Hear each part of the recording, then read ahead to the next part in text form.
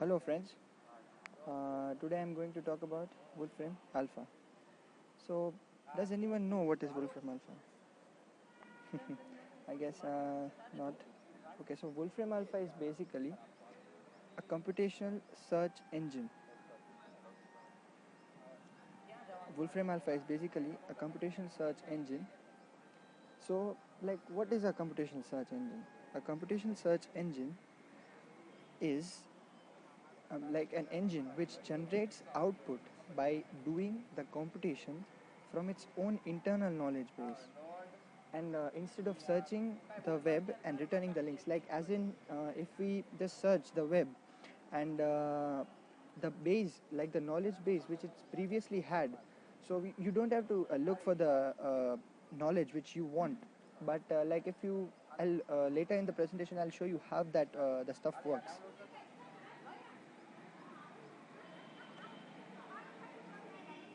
Now, some knowing about the Wolfram Alpha thing. So, firstly, it's a real-time computational answering system. Real-time computational answering system means that it gives you directly the answers which you want at the time of the input given by the user. And it has a main basic feature, as in it is not like Google, like a search engine, but it's a knowledge engine. As I said earlier, it has its data ready before the input has been done by the user, and therefore it will give you in very less time the specific results which the user wants. It is not static as Wikipedia, which I'll explain you in further slides. History of Wolfram Alpha.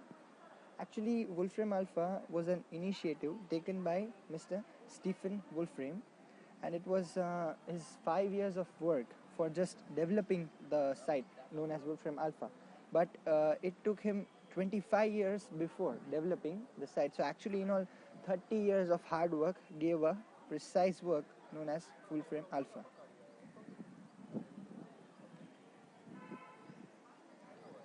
Now the data. So where does Wolfram Alpha get its data? Wolfram Alpha it has many databases, one of which the one which the company has created is Wolfram Alpha Mathematica. Wolfram Alpha Mathematica is the link which gives you the main data and knowledge from the website.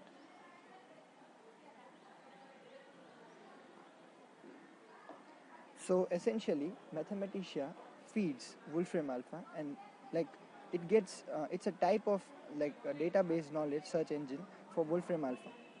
So it gives the data to the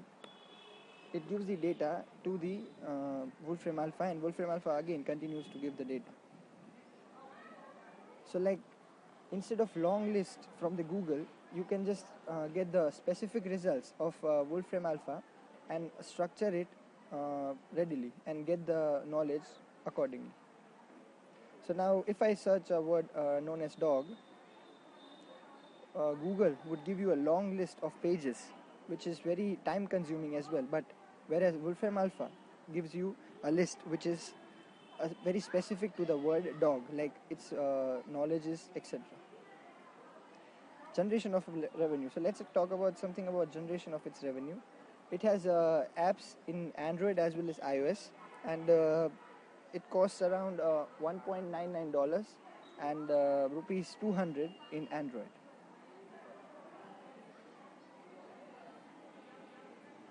So mainly the conclusions of the following thing are, it is basically representing data, and it computes queries by the user. It has an internal and pre-structured database that answers all the queries inputted by the user. And information on how the stuff works internally is mainly by the database and updation of the database. These are some of the interesting facts about Wolfram Alpha as well. Whereas it has 10 trillion pieces of data, 50,000 types of algorithms and models, and linguistic capabilities of 1,000 plus domains. These are some of the references.